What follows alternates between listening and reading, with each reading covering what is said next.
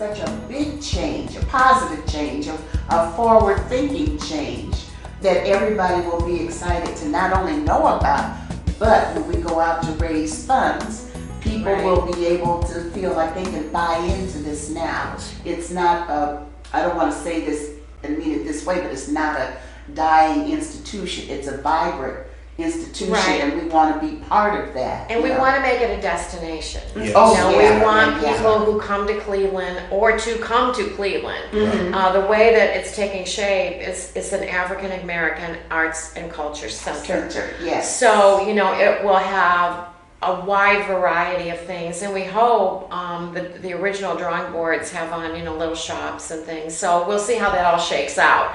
But, you know, it could become a destination, and we are so close to University Circle. Yes. You know, and people, that is a destination for a lot of people. So we're just asking them to come on down, you know, a couple more blocks and take advantage of Well, there Karamu should and be the something district. with Cleveland. This is Sue Johnson talking. There should be something with Cleveland Clinic in the big scheme of things, simply because we can walk down to Cleveland Clinic from here. Exactly. Practically, yeah. And to their credit, we are working with Cleveland Clinic. They have a program, and I hope I'm not talking out of school.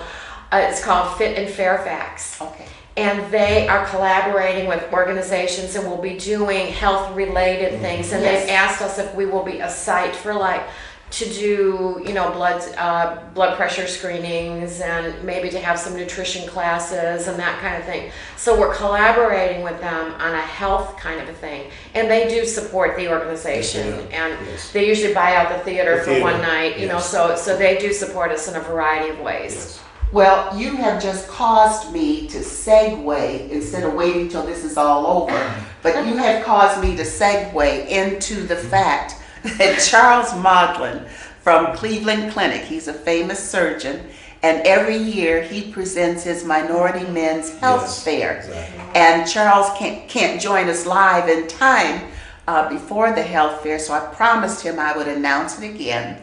So on April 24th, from about 5 to 8 p.m., free everything, free screenings, you know, blood pressure, diabetes, all that kind of thing, aimed at minority men, because minority men still are notorious for not taking care of their health. So I'm going to go out on a limb and say I'm almost sure that as Cleveland Clinic and Karamu develop a relationship, that Dr. Charles Modlin may very well be part of this collaboration. Yes. Or is it already in the works? Actually, well, no, his name was mentioned in some of our preliminary meetings, and I'm sure that if there's an opportunity for us, we'll take advantage of it. It'll be real easy. I'll help you do that too. Okay. Now, Deal.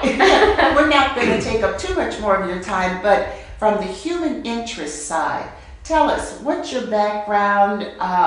How in the world did you get involved with Karamu, your other professional careers, your desires, you know, all that stuff? All that stuff. Yeah. Well, I'm an Ohio girl. Okay. I was born and raised in Toledo and moved to Cleveland more years ago than I care to mention, because people start doing the math. Sure. And so, but I got I finished my bachelor's and got my master's at Cleveland State, both in marketing communications and administration. Okay. And I was a stay-at-home mom for a while. I have 2 children, a daughter who is now living in Bath, and she's a vet, and a son who lives in California, and he's a PhD in education, and he is part of the Manhattan Beach school system. I see. And they have three kids and 2 kids, so I have 5 grandchildren.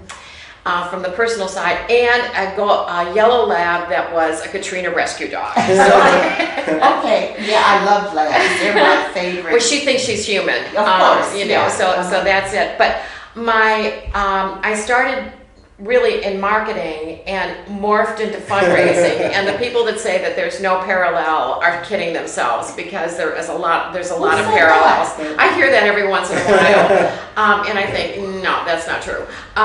But there were a lot of parallels, and I got a job in the healthcare in a hospital system doing the marketing and development.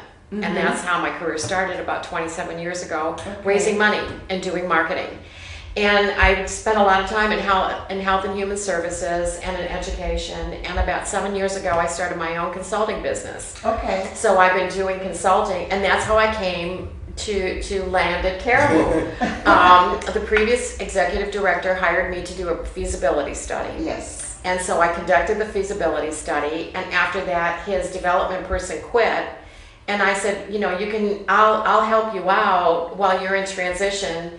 And the rest, as they say, is history. I never transitioned out. I stayed, and then the board members asked me in the end of August to step into this role.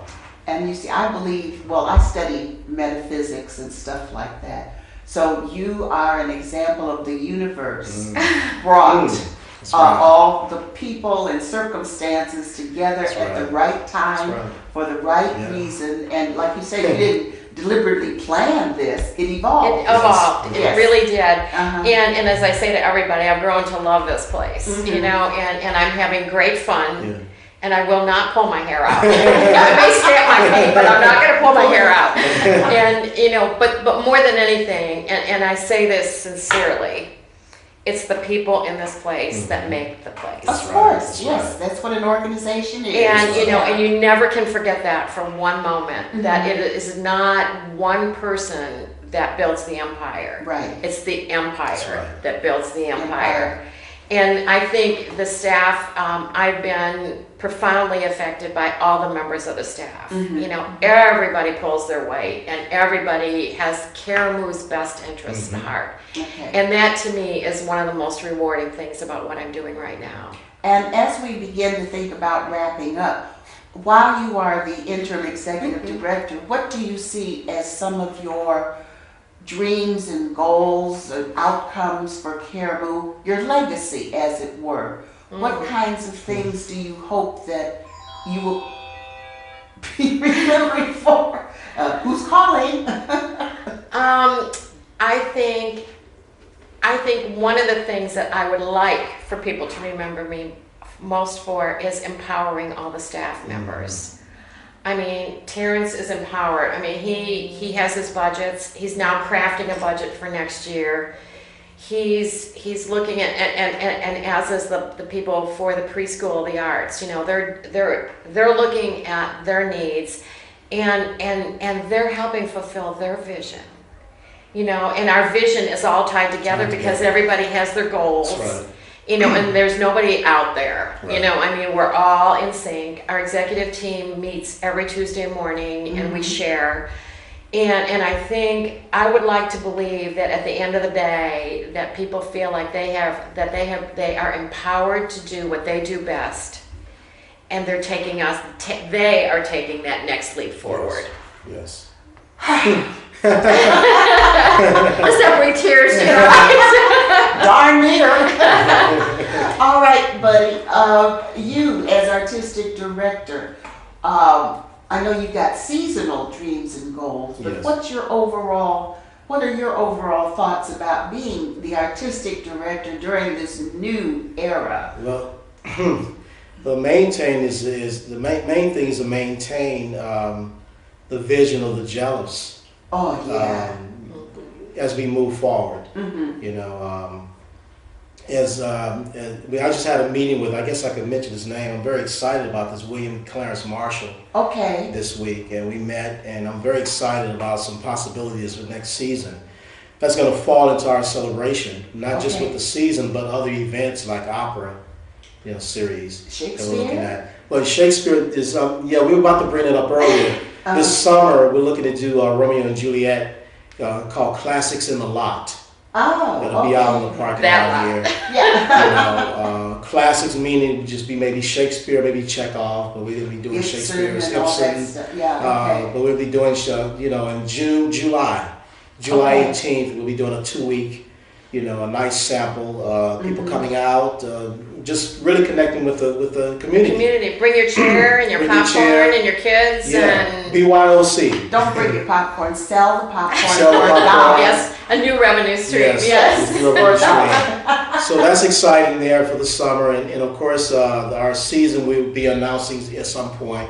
It has a connection with Karamu House, with those who created plays back in the day on Broadway, those who created some roles in particular plays. There's some kind of connection with Karamu alums in celebrating Oh, kickoff. how fascinating. Yes. Yeah, that should be fun. Yes. And you know what we forgot to mention when we were talking about the Hall of Fame event? We also forgot to talk about the Karamu Alumni Association, Oh, which yes. is helping That's in right. its way to contribute to the revival That's of right. Karamu. But point being, what's one of the performances at the Hall of Fame? Or is that a secret?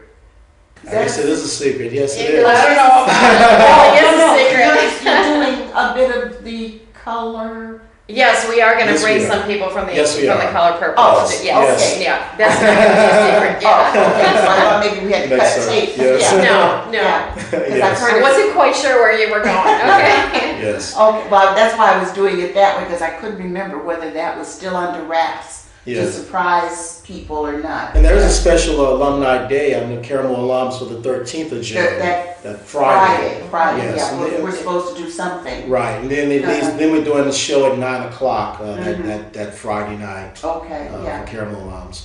Ah, So it's a there's lot. so much. Lots of things going on. Lots of things going on. Now, you are an administrator, executive director, interim granted, and there may be some folks in arts management who need to know a little bit about what the heck advice would you give somebody who would be interested in administering an arts organization, leading it, providing direction and so forth. Not many folks set out to do that, but what would be some of your advice or insights? I think there's a couple things. First of all, you have to have an appreciation for the arts. If you don't have an education in the arts, you need to have an appreciation for the arts. Amen and hallelujah. And secondly, I think you have to have good business sense. I mean, this is a business. Yes. And many arts organizations don't run on business management principles. Right, it is a business, and and again, a tribute to the staff. I did a big change in giving everybody budgets and having everybody do evaluations for their staff and having everybody do goals. And that's part of the empowerment thing, but it's also business. Yes.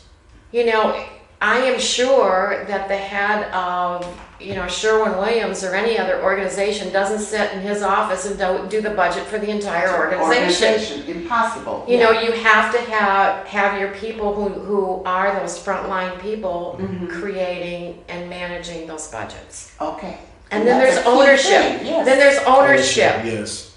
Exactly. If Terrence doesn't own his budget, he doesn't care. And I'm not saying he doesn't care, but I'm saying I know what you mean. Yes. when you have that buy-in, that you have something to say about your world. It's team building and right. what's in it for me. Right. Exactly. And you feel a sense of buy-in and Yes. you feel a sense of control over your own destiny. And I think that's what makes for great staff members, is when they have that feeling Yes. that they are in control of their destiny, that everything that they do is not managed or micromanaged by somebody else. And that it fits into the overall The overall organizational plan. goals. And as long as it does that, and we talk about that all the time. Yes. I mean, we're always talking about the overall goals. So, I don't anticipate anybody going outside that realm. And I also have to trust Yes. that they don't go outside that realm. Oh, So, a good manager has to trust their people. And I start out by trusting unless you prove otherwise. gotcha. If I don't start out by saying, prove to me that you're trustworthy. Yes. I like saying, I will believe you're trustworthy and working in the best interests of this organization unless you show me otherwise. Otherwise, And yeah. that's the advice I would give to any manager anywhere. Trust your people unless they demonstrate that they're not trustworthy. Wonderful Yes. business management principles. Write a book. I don't have time. Especially on arts management, because I don't Yes. think people see the correlation between what we all know as business Right. management principles and translating them into an arts Mm-hmm. organization. I love it. You are so inspirational. Mm-hmm. You, sir. Not everybody goes out to be an artistic director. Sometimes it kind of happens. Yes. Sometimes I don't think it's aimed for a lot. There's no position in college for that. Right. You'll major. No major. What would be your advice if you were to talk to somebody who either would like to try it or is in it and needs some guidance? I tell them research.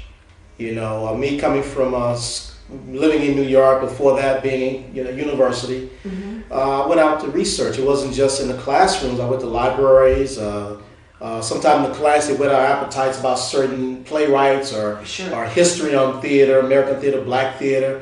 And I feel like you have to do your research and know what you know, and also to have thick skin. Wow, you got that one right. You have to have thick skin, and you also have to be a therapist. Okay. Because you're working with so many artists. You know, I was an actor myself, and our artists are very sensitive. No, so we have to let me correct you. Okay. If you are an artist, you're crazy. That by definition Interesting is you what said we that. are. That is so. I didn't want to go there, but it's interesting you said it because I remember my freshman year. My mentor, he asked each of us, what is acting? What is showbiz? He had all these one-line long speeches of what acting is, and he said, all of y'all are right, but that's only one word that acting is about. Art is insane, insanity. That's what he told us. Really? It's insanity. But we don't fit mainstream. I mean, we just are weird. Yes. So one thing I've learned to be a therapist. You never see it on stage, all the backstage shenanigans. We work all that out, and on stage is all about the quality of you being an artist and performing. And I always tell artists, you have to drop your attitudes at the door before you come in. And if not, I'll take care of it for you. Yes, but that's one thing I've learned is being a therapist in working with artists, because we are therapists in a way for the audience. When they come in, they watch and they see the human condition up on the stage, and they walk out. They're either going to be told something or informed, educated. They walk away and they end up coming together somehow with their families or friends, and it's been a healing process for them. But that's one thing I've learned. I mean, it's an embodiment. As artistic directors, an embodiment of what you know in the arts. Yes. You have to also know how to direct a show. And lead people. Lead people. Yeah. And I'm seeing so many people a year, different attitudes, personalities. So I have to be open and prepared for that, when they come in. So I have to, treat each one with kid gloves when I work with them. And we're all like kids. Yes. Oh, you got that right. In fact, not that we're going to belabor the point, but not only that, from my viewpoint and the work I do with actors and would-bes and so forth, aspiring actors, our arts, and that includes singing, dancing, playing an instrument, singing, the arts are therapeutic. Yes. If you have real either life issues, or mental health issues or emotional issues, I honestly recommend people to get involved with the arts to help them deal with their personal situations, emotional, mental, and even physical, too, depending, what's going on with them. Absolutely. Right. Working in the social service and healthcare fields that I was working in before, it's a great way to do self-expression and to really, especially the art therapy. I mean, you would see kids draw these sad pictures, but it's a way for them to express themselves. Yeah. And it was very therapeutic, very therapeutic. Oh, yes. So it's for enjoyment, and it can be therapeutic, and it can be just fun. And one thing I've learned here, I mean, coming from New York for 18 years, I came in very hardcore with artists, and I realized that Cleveland's not really a saturated arts town in terms of actors, resumes, headshots. Yes. And I've there's that term called theater of the ridiculous, theater of the absurd, theater of this.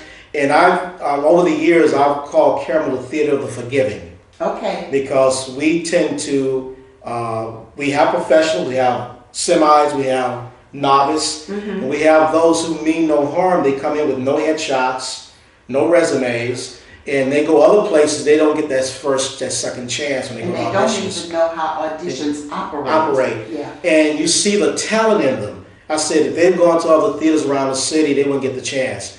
But once we bring them in and they have that second chance, Yes. you see them grow. There are other institutions that don't allow that, but I call it theater of the forgiving, because we allow all walks of individuals coming in with some of them with problems too. Oh yes. And we deal with it, we deal with it. It doesn't come this far from this side of the building, but we're over there buffering. I tend to buffer, them from, but once, the artists, they see the finished product, and it's therapeutic for the artists as well. Because once they do that show, those that are going through problems, they're different, they're new. And I'm glad we did give them a second chance or a third chance to get up on the stage. And that's what the gels were about as well. It wasn't just about being completely strict on the individuals. And that's what we want to continue doing. Hot dog, I love it. I can hardly stand it. I feel like a little kid. I really, so much that you said, want to just whee. Yes. But on that note, we will certainly have to have them back as time goes by and new developments happen. But there's so much coming up at Karamu that we want you to look at this interview maybe a couple times on YouTube so you can absorb everything that Pat and Terrence have shared with us. Certainly, Superman is coming up in the near future, April 19th. This is their youth show. The Color Purple comes up in May. Yes. As you will see, the CBC, the Cleveland Business Connects, did yet another wonderful feature on Karamu, which of course I can't find now. But anyway, Pat and Terrence and David Reynolds are making new Cleveland history with the work that's going on here at Karamu. So we certainly want you to participate in any and everything that you can. Certainly call 216-795-7070 to find out about all the productions, performances, programs, activities, services, like acting classes and things of that sort. What's the email address for here? The website is karamuhouse.org. Oh, there's no email as such. We do have email. But it's addressed. Go to the website Okay. and you may want to send something to the program person or the theater person, and we're all listed on there. I see. Good. So they're easy to reach now. Easy to reach. And even the phone now gives you the extensions to be able to reach somebody. There's a lot of that. Yeah. There's a lot of inside stuff still going on out there. But now you stand a chance of reaching the person you want to reach. Okay.